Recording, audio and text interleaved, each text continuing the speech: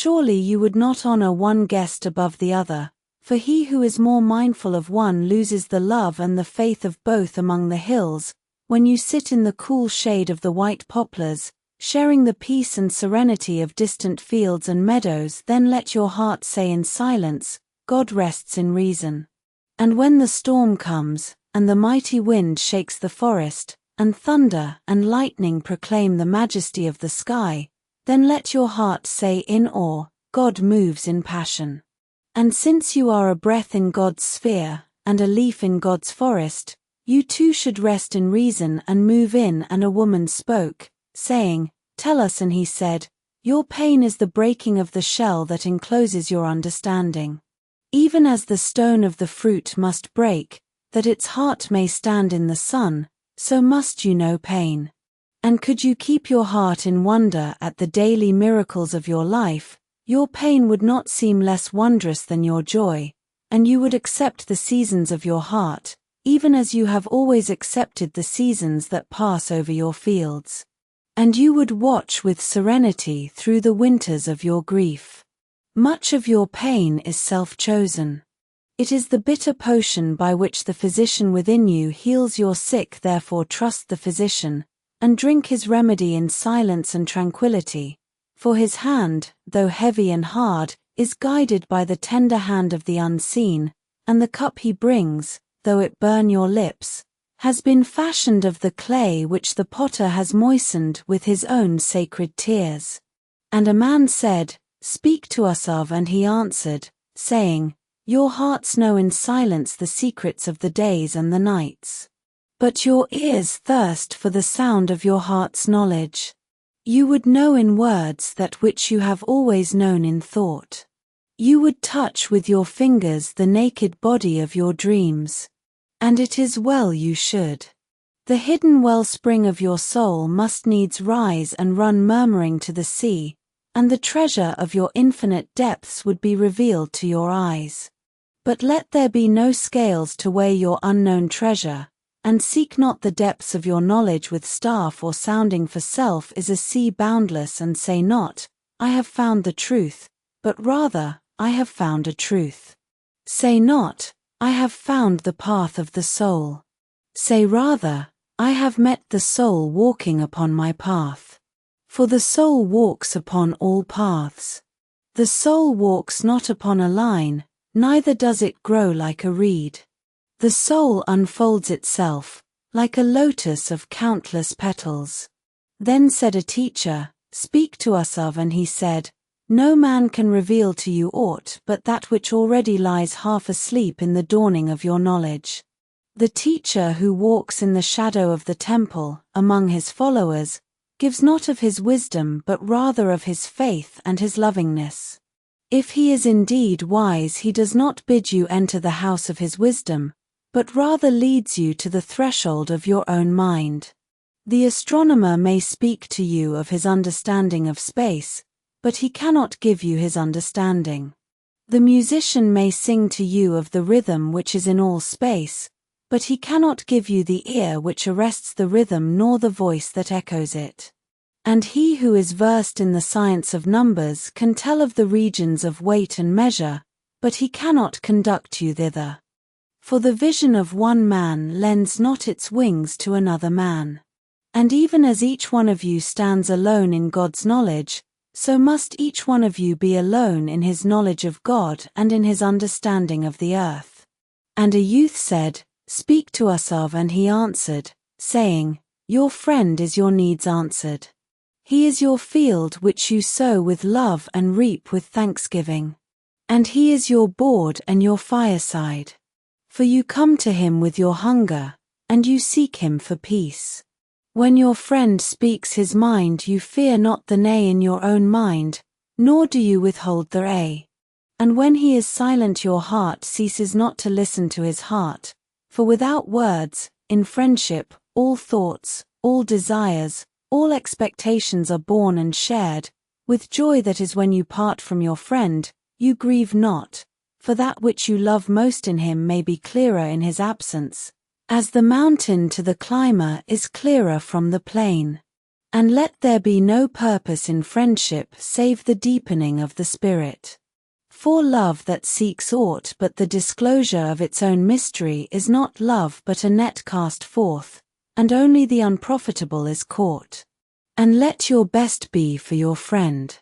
If he must know the ebb of your tide, let him know its flood also. For what is your friend that you should seek him with hours to kill?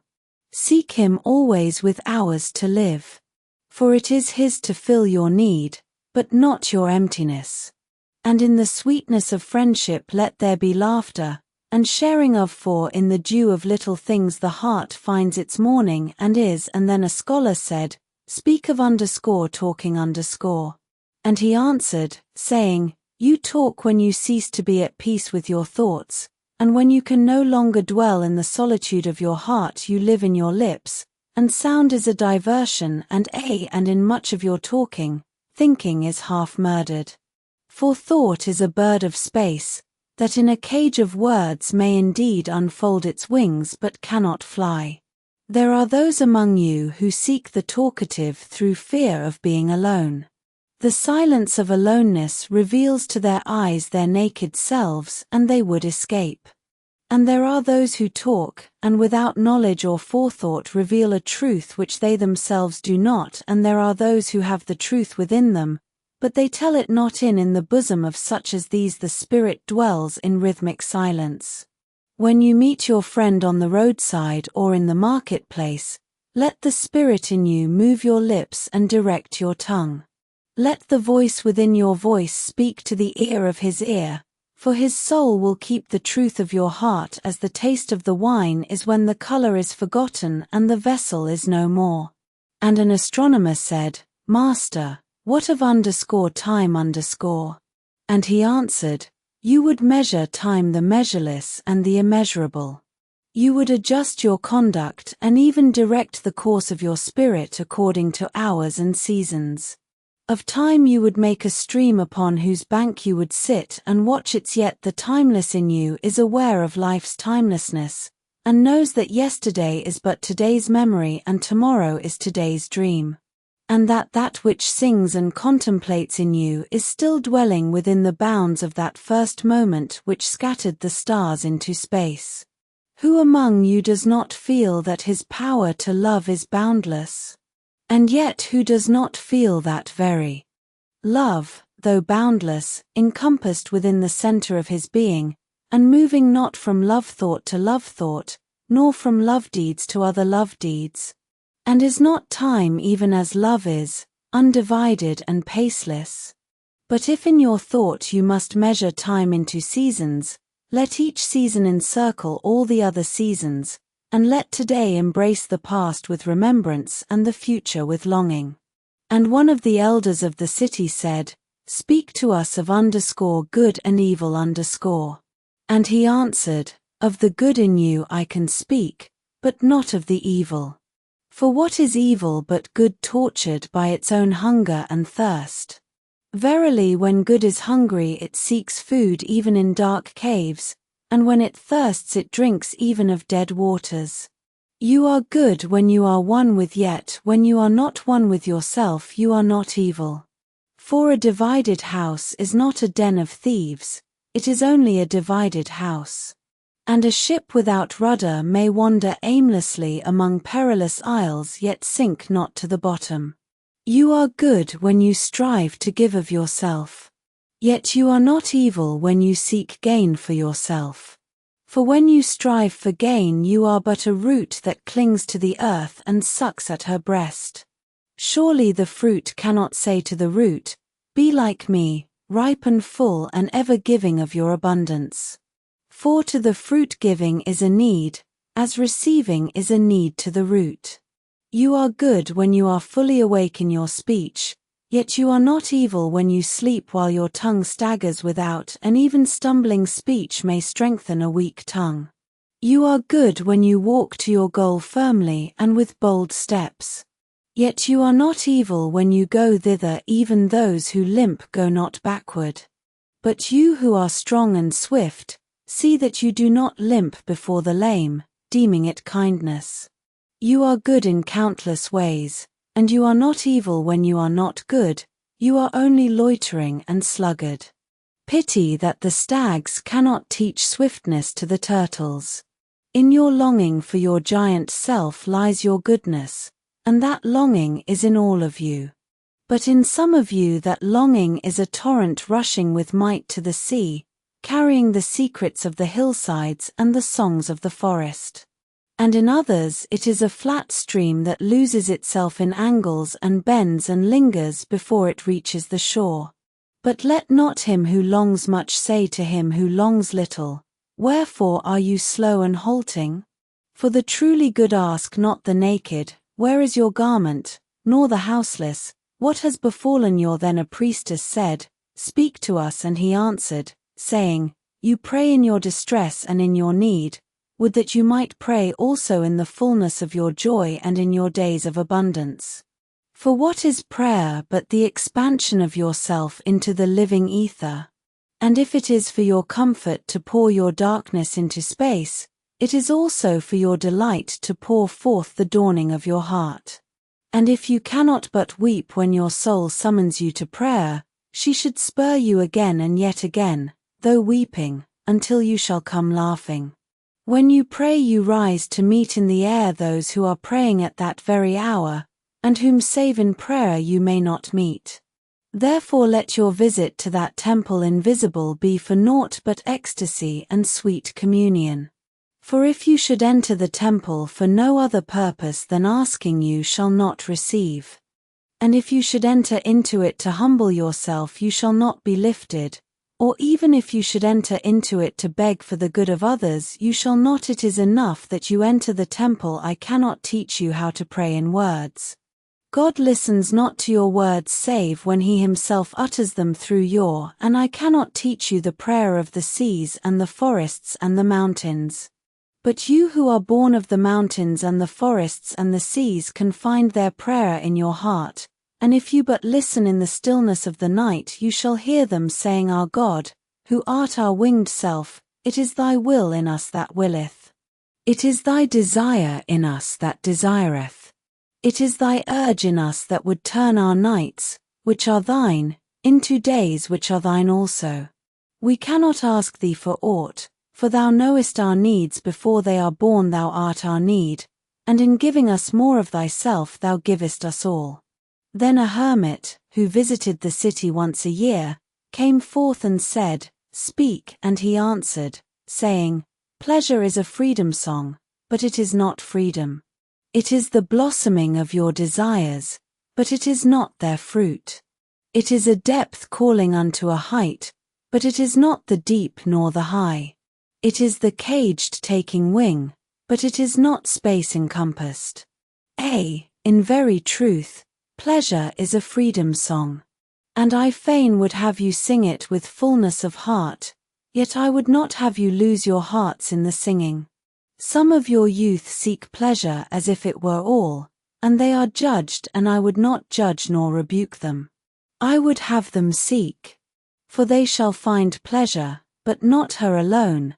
7 are her sisters, and the least of them is more beautiful than pleasure. Have you not heard of the man who was digging in the earth for roots and found? And some of your elders remember pleasures with regret like wrongs committed in drunkenness. But regret is the beclouding of the mind and not its chastisement. They should remember their pleasures with gratitude, as they would the harvest of a summer. Yet if it comforts them to regret, let them be comforted. And there are among you those who are neither young to seek nor old to, and in their fear of seeking and remembering they shun all pleasures, lest they neglect the spirit or offend. But even in their foregoing is there, and thus they too find a treasure, though they dig for roots with quivering hands. But tell me, who is he that can offend the spirit? Shall the nightingale offend the stillness of the night, or the firefly the stars? And shall your flame or your smoke burden the wind? Think you the spirit is a still pool which you can trouble with a staff? Oftentimes in denying yourself pleasure you do but store the desire in the recesses of your being. Who knows but that which seems omitted today, waits for tomorrow. Even your body knows its heritage and its rightful need and will not be, and your body is the harp of your soul, and it is yours to bring forth sweet music from it or confused sounds. And now you ask in your heart, how shall we distinguish that which is good in pleasure from that which is not? Go to your fields and your gardens, and you shall learn that it is the pleasure of the bee to gather honey of the, but it is also the pleasure of the flower to yield its honey to the bee. For to the bee a flower is a fountain of, and to the flower a bee is a messenger. And to both, bee and flower, the giving and the receiving of pleasure is a need and an ecstasy. People of Orphalese, be in your pleasures like the flowers and the bees. And a poet said, speak to us of, and he answered, where shall you seek beauty, and how shall you find her unless she herself be your way and your guide? And how shall you speak of her except she be the weaver of your speech? The aggrieved and the injured say, beauty is kind and gentle. Like a young mother half shy of her own glory she walks among us.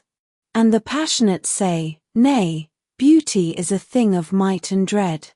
Like the tempest she shakes the earth beneath us and the sky above us. The tired and the weary say, beauty is of soft whisperings. She speaks in her voice yields to our silences like a faint light that quivers in fear of the shadow. But the restless say, we have heard her shouting among the mountains, and with her cries came the sound of hoofs, and the beating of wings and the roaring of lions. At night the watchmen of the city say, beauty shall rise with the dawn from the east. And at noontide the toilers and the wayfarers say, we have seen her leaning over the earth from the windows of thee. In winter say the snowbound, she shall come with the spring leaping upon thee. And in the summer heat the reapers say, we have seen her dancing with the autumn leaves, and we saw a drift of snow in her hair. All these things have you said of beauty, yet in truth you spoke not of her but of needs unsatisfied, and beauty is not a need but an ecstasy. It is not a mouth thirsting nor an empty hand stretched forth, but rather a heart inflamed and a soul. It is not the image you would see nor the song you would hear, but rather an image you see though you close your eyes and a song you hear though you shut your ears. It is not the sap within the furrowed bark, nor a wing attached to a claw, but rather a garden forever in bloom and a flock of angels forever in. People of Orphalese, beauty is life when life unveils her holy face. But you are life and you are the veil. Beauty is eternity gazing at itself in a mirror. But you are eternity and you are thee. And an old priest said, speak to us. And he said, have I spoken this day of aught else? Is not religion all deeds and all, and that which is neither deed nor reflection, but a wonder and a surprise ever springing in the soul, even while the hands hew the stone or tend the who can separate his faith from his actions, or his belief from his who can spread his hours before him, saying, this for God and this for myself, this for my soul, and this other for my body. All your hours are wings that beat through space from self to self. He who wears his morality but as his best garment were better naked. The wind and the sun will tear no holes in his skin. And he who defines his conduct by ethics imprisons his songbird in a cage. The freest song comes not through bars and wires. And he to whom worshipping is a window, to open but also to shut, has not yet visited the house of his soul whose windows are from dawn to dawn. Your daily life is your temple and your whenever you enter into it take with you.